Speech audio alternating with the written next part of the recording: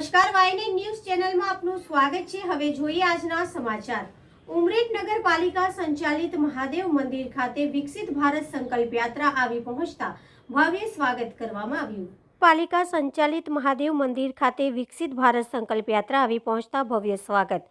દેશના વડાપ્રધાન શ્રી નરેન્દ્ર મોદી સાહેબે એક બીડું ઉઠાવ્યું છે કે કોઈપણ ગરીબ લાભાર્થી લાભોથી વંચિત ન રહી જાય તે માટે સ્થળ પર જ સ્ટોલ લગાવવામાં આવ્યા હતા। તેનો લાભ તાત્કાલિક લેવા તેવી અપીલ રાજ્યસભાના સાંસદ લાલસિંહ વડોદરા સાહેબ, જિલ્લા ભાજપના પ્રમુખ ઉપપ્રમુખ ઉમરેઠના નગરના લાભાર્થીઓને નાના ધંધા માટે લોન, ઘરના ઘરનું સપનું પૂરું થાય તેવું પોતપોતાના મંતવ્ય સ્ટેજ પર રજૂ કરવામાં આવ્યા હતા।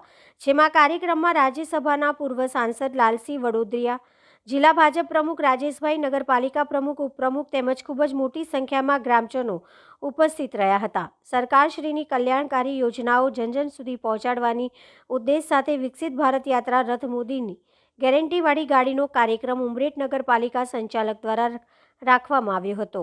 લાલસિંહ વડોદરિયા સાહેબ તેમજ પ્રમુખ ઉપપ્રમુખ જણાવ્યું હતું કે જે લાભાર્થી લાભોથી વંચિત રહી ગયા હોય તેવા લાભાર્થીઓએ લાગતા વળગતા અધિકારીઓના સંપર્ક કરી લાભ લેવા પણ અપીલ કરવામાં આવી હતી। જેમાં ઉપસ્થિત અધિકારીઓ, પદાધિકારીઓ, લાભાર્થીઓ સહિત મોટી સંખ્યામાં ગ્રામજનો ઉપસ્થિત રહ્યા હતા।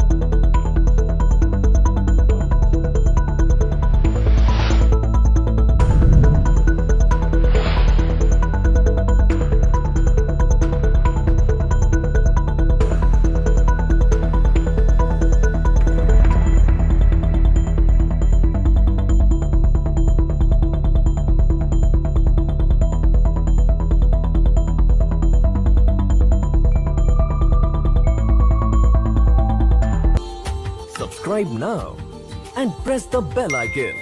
Never miss an update.